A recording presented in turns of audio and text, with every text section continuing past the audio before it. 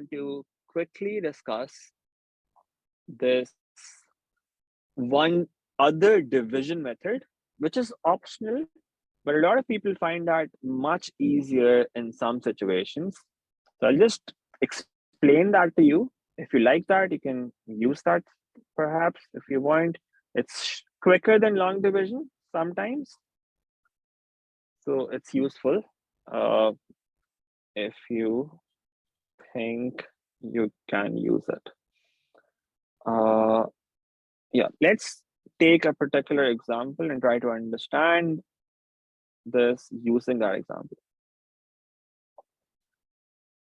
This division method is called synthetic division. There's a condition for this, and it's the same condition that we have for using the remainder theorem and the factor theorem. Condition is that it only works when the divisor is linear. Use only when the divisor is linear. So whenever you've got a linear divisor, you can use this method. Okay, this is the condition that we've got for this. Long division works every time. So if you're comfortable with that and you are not doing any errors there, it works every time, that's perfect. You just use that every time. But let me just show this method to you as well, and it's your choice if you want to use it sometimes, because it is much quicker when this condition is met, when the divisor is linear. For example, we could use it on this example. On this question, we knew that x minus 2 was a factor. If you wanted to divide by x minus 2, it's a linear divisor. Instead of using long division, we could have used synthetic division as well if we wanted. Let me explain the process to you.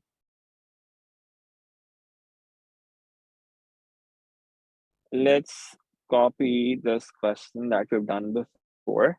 This is question number 3 from the worksheet. We've done this before.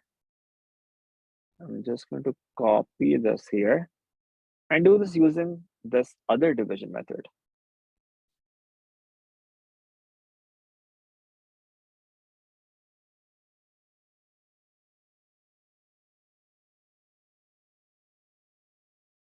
All right. So this was the question.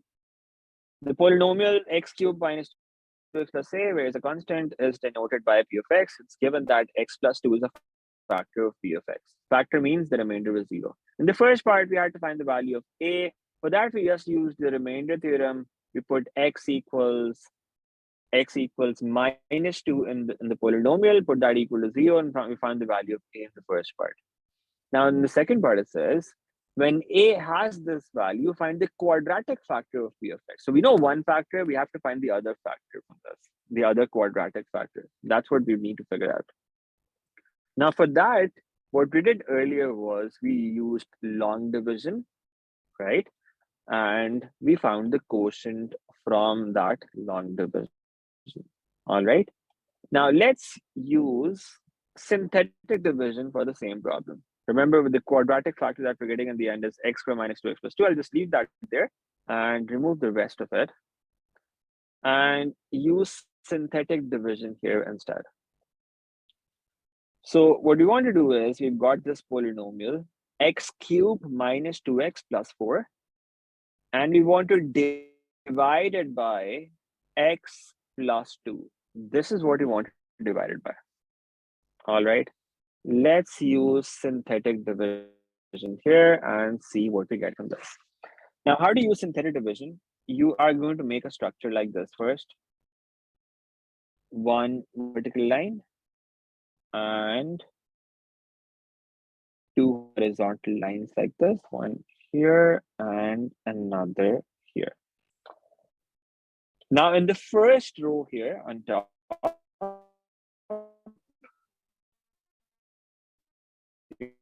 to write the coefficient. What's the coefficient of x cubed? That's 1. You write that here.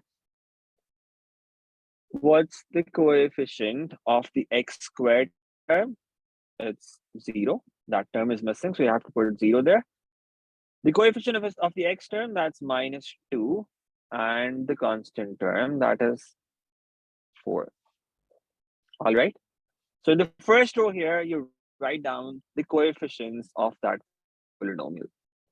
And then you've got x plus 2 here. What you do is you put x plus 2 equal to 0. That gives you x equals minus 2. This number that you've got here, you put that here in this space.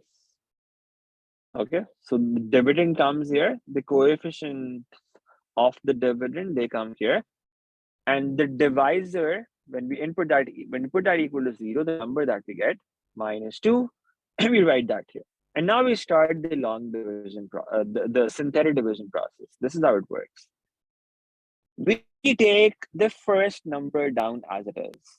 1 comes down as it is. Okay, so this always is the case. The first number that you got here, that goes down as it is. And then what we do is we multiply this number here, minus 2, with this. Minus 2 into 1. All right. Sorry, what happened there? We do minus 2 into 1. What does that give us? Minus 2. We write that number here, minus 2. And then what we do is we add these two numbers. 0 minus 2. What's that? That's minus 2. And then we repeat that process. Minus 2 into this number. That is going to be minus 2 into minus 2, which is 4. We write 4 here. Minus 2 plus 4, that's 2. We write 2 here. Minus 2 into 2, that's minus 4. We write minus 4 here. And we add these two numbers. And we have 0 at the end. That completes our synthetic division. Now, what's the result from this? This last number that you're getting, this is your remainder. This is your remainder. Okay. Now, since x plus 2 was a factor, it has to be 0. The last number is 0. So that's fine. These are the coefficients of the quotient. This is going to be the constant term. So going from right to left, you'll have the constant term. Then you'll have the x power 1 term. And then you'll have x power 2 term. So what's the quotient then? The quotient then is going to be 1x square, that's just x square, minus 2x, and then the constant, which is 2. This is the quotient that we were looking for. And this is exactly what we got from the long division process earlier as well, which was x square minus 2x plus 2. Does this make sense to everyone? This is the quadratic factor. Okay, quotient जो था आपका, ये आपके पास आ गया. This was the quadratic factor that we were looking for. Okay, so this is how this synthetic division process works. Let me do one more example in this, one last question, and then we end for today. Let's do question number 13 from the worksheet. And we're going to use synthetic division for that. You can use long division as well, but just to make sure that you understand this completely. Question number 13, because there's another variation on this that you need to understand. And then you'll be safe to use this. Question number 13. Let's try this. Just the last question for today, then we end. We have this polynomial, ax cubed minus 20x squared plus x plus 3, where a is a constant. It's denoted by p of x. P of x equals ax cubed minus 20x squared plus x plus 3. This is the polynomial. It's given that 3x plus 1 is a factor of p of x. Find the value of a. Can we use the remainder theorem here? We can, because it's a linear divisor. What we can do is we can just put this equal to 0. What value of x do we get from this? Minus 1 over 3. We put that value in the polynomial here. P of minus 1 over 3. What do we get from that? A into minus 1 over 3 whole cube minus 20 into minus 1 over 3 squared plus minus 1 over 3 plus 3. Now, since it's a factor, the remainder at the end should turn out to be 0. 0 equals minus 1 over 27 times A plus 20 over, no, minus 20 over 9, because the minus sign that you've got inside the square, that's going to remain as it is. That's going to become positive, in fact. Minus square, that's positive. You've got this minus sign outside, that stays as it is. Minus 20 over 9. And you have minus 1 over 3 plus 3. And now you've solved this and find the value of A from this. 1 over 27 times A. On the right side, you've got 20 over 9 minus 1 over 3 plus 3. You simplify this, and that's going to give you the value for A. Let me just try doing this quickly. Can somebody do this? Confirm. Minus 20 over 9 minus 1 divided by 3 plus 3. And that multiplied by 27. I'm getting 12 from this. So, yeah, let's write down the final answer. A equals 27. 12. This is the value of A that I'm getting from this. All right. That's the first part. Now, the second part says when A has this value, factorize P of X completely. Now you need to factorize this. What that means is you know one factor, which is 3x plus 1. You need to find the other factors. So one, this is linear. The other factor is going to be quadratic here. That is what we want to figure out. Now we know the value of A. Let's input that back in the polynomial. P of X equals AX cube. A is 12, so it's going to be 12x cube minus 20x squared plus x plus 3. And we know the factor, which is 3x plus 1. This is the factor. Now, one possibility is that you divide by using long division and you find the quotient. That's going to give you the factor.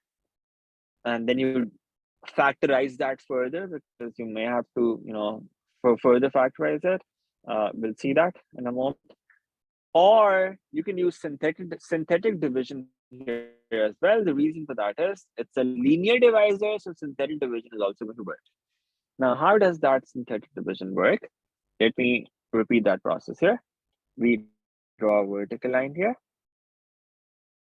and then you draw two horizontal lines like this. One like this, and then another like this. Write down the coefficients of the polynomial of the dividend here. 12 minus 20, 1, and then 3. Whatever is the divisor, you put that equal to 0. X plus 1 equal to 0. That gives us x equals minus 1 over 3. You got minus 1 over 3 written here.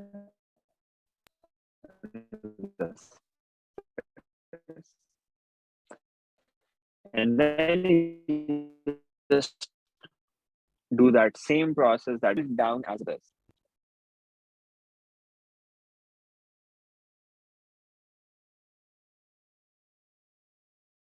Okay. Then you multiply this number 4. Add these two numbers.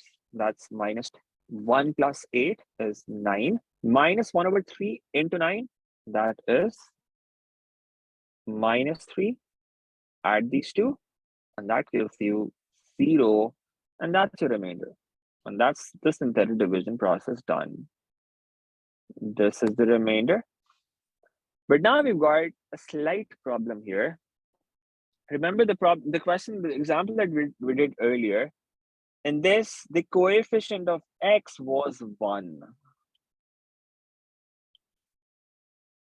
In this case, the coefficient of x is not 1, it's something else. It's 3x plus 1. It's 3. The coefficient of x is 3 in this case.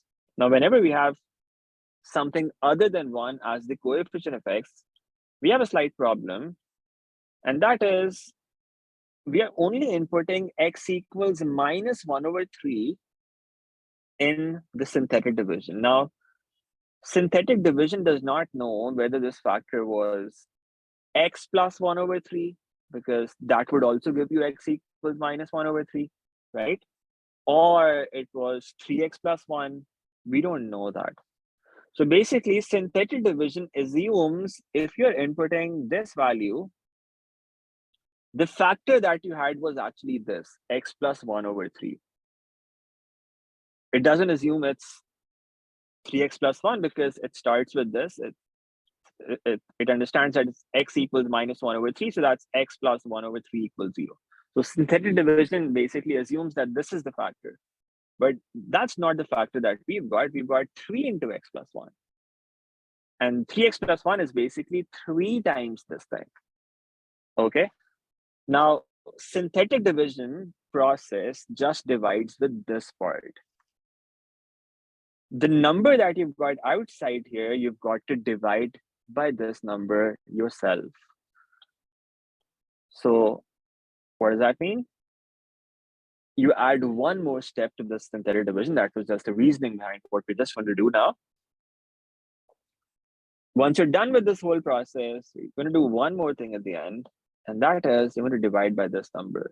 Whatever is the coefficient of x, you are also going to divide by that coefficient, by that number at the end here before you write down the quotient. So you divide all numbers, divide this quotient by 3. So right now it's coming out to be 12x squared minus 24x plus 9. We're going to divide this whole thing by 3. Okay. And that is going to give you the quotient. The quotient here turns out to be 4x squared minus 8x plus 3. This is your quotient. In the earlier example, the coefficient of x was 1. So even if you divide it by 1, it remains as it is. But here, the coefficient of x is 3. You also have to divide by that number at the end. This is what it gives us, 4x squared minus 8x plus 3. That's our quotient. So now the polynomial becomes, p of x equals, one factor was 3x plus 1. And the other factor that we've got is 4x squared minus 8x plus 3. But this is not our final result yet. They have asked us to factorize this completely. Remember what we discussed earlier? Whenever they say factorize completely, that's a hint for you that this quadratic factor can be factorized even further. So you have to see whether you can do the midterm breaking here. 4 into 3, that gives you 12. You can actually break it down like this: 4x squared minus 6x minus 2x plus 3. And that gives you two more factors, two linear factors. You take 2x common here, that leaves you with 2x minus 3. And then minus 1 common here, that leaves you with 2x minus 3 inside here as well. And the factors that you get are 2x minus 1 and 2x minus 3 from this. And the third factor from here, that's 3x plus 1. This is complete factorization of this polynomial. And that's your final result. Okay. Even if you were to do this using long division, you would have gotten to this point. You'd have to factorize this further in that case as well.